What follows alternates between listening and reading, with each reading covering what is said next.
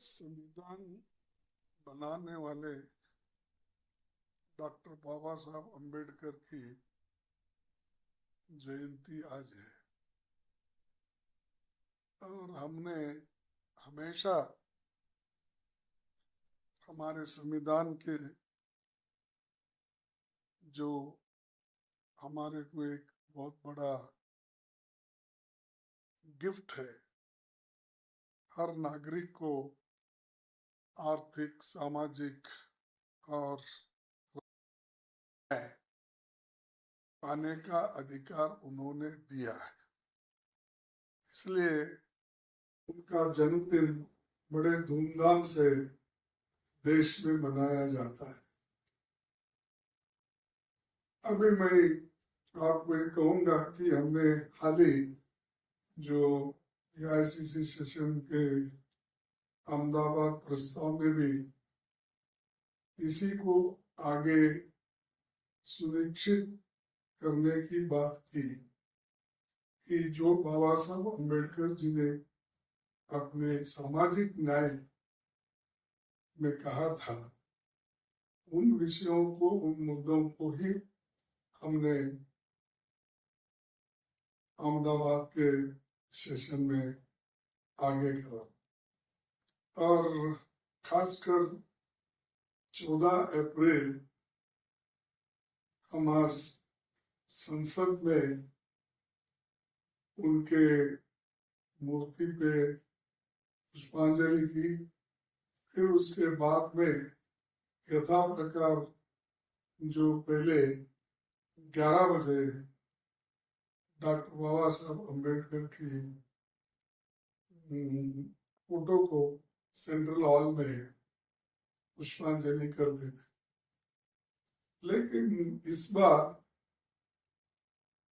9 बजे ही उन्होंने डिक्लेयर किया और 9 बजे डिक्लेयर करने के बावजूद भी हम लोग वहां रहे, लेकिन प्रधानमंत्री जी सेंट्रल हॉल में नहीं पहुंच सके।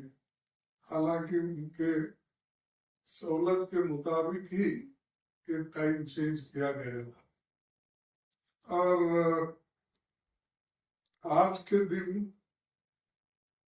कांग्रेस पार्टी की तरफ से मैं 5 बातें कहना चाहता हूँ। पहली बात मैं ये कहना चाहूंगा कि कास्ट सेंसस जरूरी है। अभी केंद्र सरकार 2011 के जो सेंसस के आंकड़ों पर अपना योजना बना रही है और 2021 में होने वाले सेंसस का भी अभी तक पता नहीं। यानी योजनाएं जो हम बनाते हैं ये सेंसस के आंकड़े को लेकर और उनकी किस किन किन की प्रगति हुई है और कौन से योजना लागू करना चाहिए, इसको लेके हम आगे बढ़ते हैं। इसीलिए हम ये मांग करते हैं कि जनरल सेंसस के साथ साथ भी ये जरूरी है कि कास्ट सेंसस भी कराया जाए, क्योंकि इतने वर्षों के बाद ये नहीं मालूम हुआ कौन से कम्युनिटी के लोग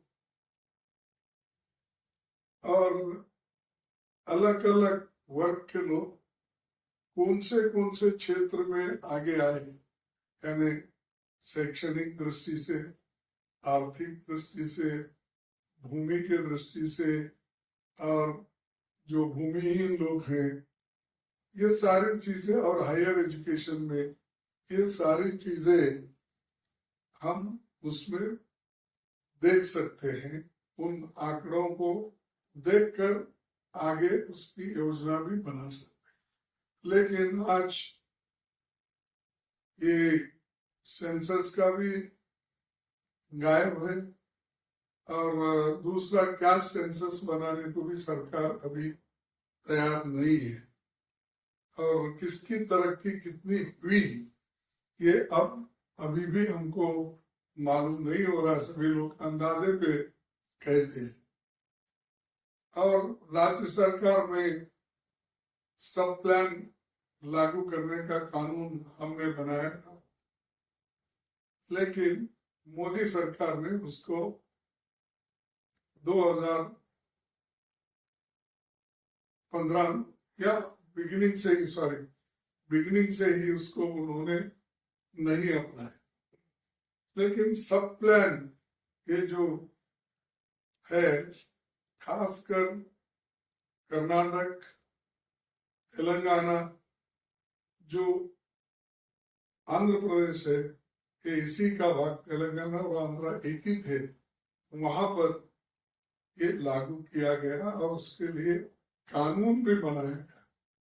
और 1976 में इंदिरा गांधी जी, उन्होंने भी ये सब प्लान बनाकर लोगों को बजट का जो proportional to the population budget होना चाहिए वो उन्होंने भी किया था।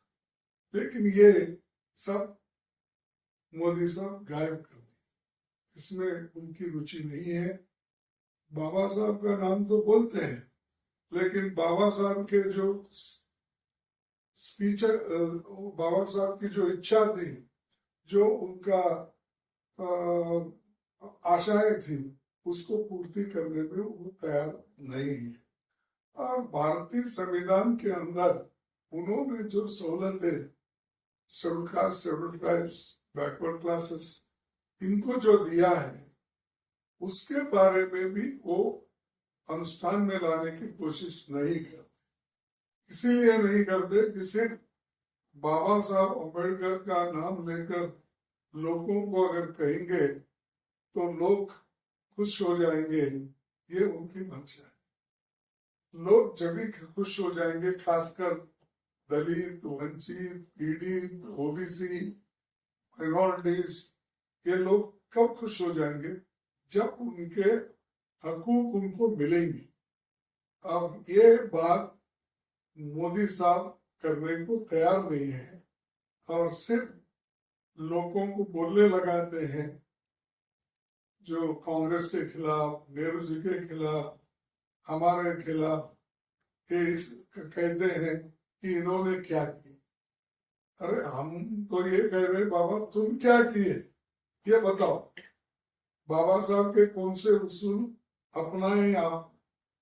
तो ये वो कहने के लिए तैयार नहीं है। और दूसरी चीज, 50% जो रिजर्वेशन है, ये तमिलनाडु में मोर देन 50% उन्होंने किया और उन्होंने ये 9th शेड्यूल में डाला। इसके वजह से वहां रिजर्वेशन सेफ है, कोई कोर्ट नहीं जा सकता, कोई ये नहीं। तो वो सुप्रीम कोर्ट के आदेश अनुसार, और इसके पहले भी संविधान में जो अमेंडमेंट हुआ है, इसका बहुत बड़ा फायदा वहां मिल रहा है। लेकिन दूसरे स्टेटों में मोर देन 50% के लिए बैन है, करते नहीं। और मोदी भी बात करते हैं, मोदी जी, लेकिन वो इम्प्लीमेंट नहीं करते। तो एक हमारा तीसरा मुद्दा है। और चौथा मुद्दा ये है हमारा कि 2006 में संशोधन हुआ था, आर्टिकल 15(5).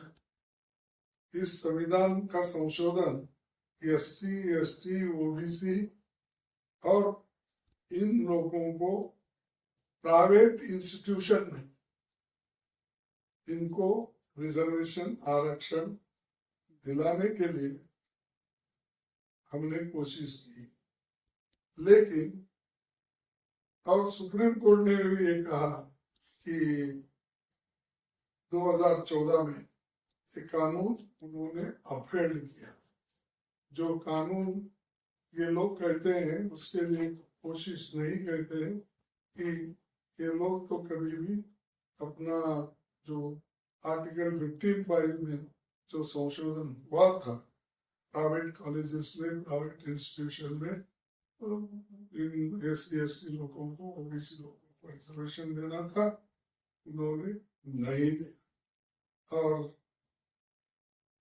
खासकर 55% हायर एजुकेशन इंस्टीट्यूशन जो प्राइवेट के लोगों के हाथों में है, उसका लाभ हमको मिल रहा नहीं।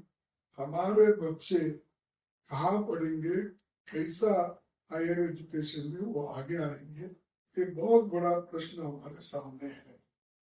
लेकिन इस प्रश्नों को सुलझाने के बजाय, इस समस्या को सुलझाने के बजाय वो इसमें रुचि नहीं रखते कि वो कभी भी इस बात इधर ध्यान नहीं रखें। ये इससे भी बहुत बड़ा नुकसान ये वीकर सेक्शंस में हुआ है। बाबा साहब अम्बेडकर जी को उस जमाने में बड़ौदा महाराज ने हायर एजुकेशन के लिए स्कॉलरशिप दे के भेजी, लेकिन आजादी के बाद इतना बड़ा गवर्नमेंट हमारा है कि कितने लाख, हमारे लाखों करोड़ों रुपयों का बजट है। इतना बड़ा रहते हुए भी हायर एजुकेशन में ये अच्छी शिक्षण देने के लिए मोदी जी तैयार नहीं है और उनका बजट भी काट रहे। शिक्षण क्षेत्र में ज्यादा बजट देने के बजाय 250 बजट भी काट रहे हैं और उसमें SC/ST का तो और भी कम हो गया है। तो इससे ये मालूम होता है कि उनको शिक्षण में भी रुचि नहीं। लेकिन बाबा साहब अम्बेडकर का सबसे ज्यादा रुचि जिसमें थी वो शिक्षण। उसीलिए वो हमेशा कहते थे पहले अपने बच्चों को पढ़ाओ। आप, उनका कहना है कि कोई गरीब भी आदमी जाता है तो उनको ये कहते थे अपने बच्चों को इतना पढ़ाओ, इतना पढ़ाओ, इतना पढ़ाओ, दुनिया तुमसे डरी, यानी आपके विद्वत्ता को देखकर दुनिया तुमसे डरी, इतना पढ़ाओ, ये उनका कहना था। लेकिन यहाँ जो उनकी इच्छा थी वो पूर्ति नहीं कर रहे, लेकिन बातें बहुत करते हैं। इसके बाद पांचवा जो हमारा मुद्दा है, ये सब 5 मुद्दे हमने अहमदाबाद सेशन में रखा था और इसके लिए हम कोशिश करने का वहां पर शपथ भी लिया और ये सारी चीजें हम आगे लागू करने के लिए लड़ते रहे।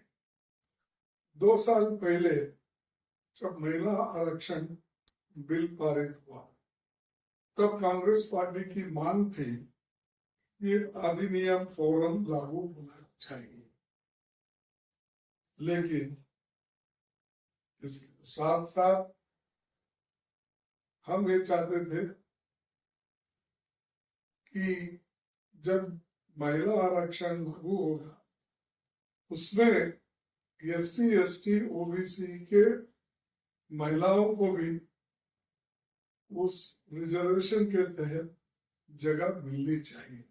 नहीं तो वो क्या हो जाएंगे, सिर्फ अगर आप महिला बोलेंगे तो कोई भी महिला किसी भी कम्युनिटी में पढ़े लिखे लोग ही आ जाएंगे, लेकिन इसमें जो कमजोर लोगों का, कमजोर तबका है वो छूट जाएगा। इसीलिए हम ये चाहते थे, हमारा कहना ये है कि ये जो महिलाओं को अधिकार देते वक्त और ये जो आरक्षण बिल है इसमें इन सब महिलाओं को, इन सब कैटेगरी के महिलाओं को शामिल करना चाहिए।